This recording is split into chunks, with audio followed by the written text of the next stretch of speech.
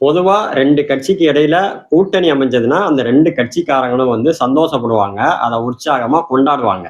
ஆனா தமிழ்நாட்டு வரலாற்றிலேயே திமுகவுக்கும், தேமுதிகவுக்கும் கூட்டணி அமைஞ்சதா அறிவிச்சதுல இருந்து அந்த 2 கட்சிக்காரங்களும் தலையில துண்ட போட்டுக்கிட்டு வீட்டுக்குள்ளேயே முடங்கி கிடக்குறாய்ங்க. ஏன்னா, இதுக்கு முன்னாடி இந்த கட்சிக்காரங்கள பத்தி அந்த கட்சிக்காரனும், அந்த கட்சிக்காரங்கள பத்தி இந்த கட்சிக்காரனும் பேசின வீடியோக்களை எல்லாம் சோசியல் மீடியால ரொம்ப வைரல் ஆகிக்கிட்டு இருக்கு. விஜயகாந்த் பொண்டாட்டி அவ பேரு எரிபத்த புள்ள மாதிரி இருக்கிறாங்க. அவ பல்ல பாத்தியாடி முன்னாடி பாடி மவள பல்ல புடுங்குறேன். எங்களுடைய தேர்தல் அறிக்கையை பார்த்து தான் எல்லா மாநிலத்திலும் வெற்றி பெறுகிறார்கள். திமுக எங்களை பார்த்து பயப்படுகிறது. ஓடி இவள நிறைய பொம்பளைங்க உட்கார்ந்துருக்கேன் பாக்க. இன்னைக்கு உண்மையிலேயே வாயில வடை சுடுற கட்சியா திமுக தான் இருக்கு.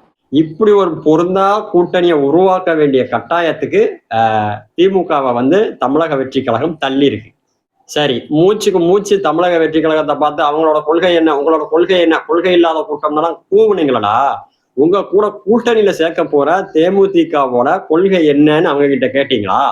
மாநில சுயாட்சியில அவங்களோட நிலைப்பாடு என்ன, நீட் தேர்வுல அவங்களோட நிலைப்பாடு என்ன, இருமொழி கொள்கையில அவங்களோட நிலைப்பாடு என்ன, இந்துத்துவ எதிர்ப்புல அவங்களோட நிலைப்பாடு என்ன, இந்த மாதிரி தேமுதிகவோட கொள்கைகள் என்னன்னு கொஞ்சமாவது கேட்டீங்களா? அது சரி, உங்களோட கொள்கை என்னன்னே உங்களுக்கு தெரியாது. இதுல உங்க கூட கூட்டணிக்கு வர்ற கட்சியோட கொள்கைகளை பத்தி நீங்க எப்படி கவலைப்படுவீங்க?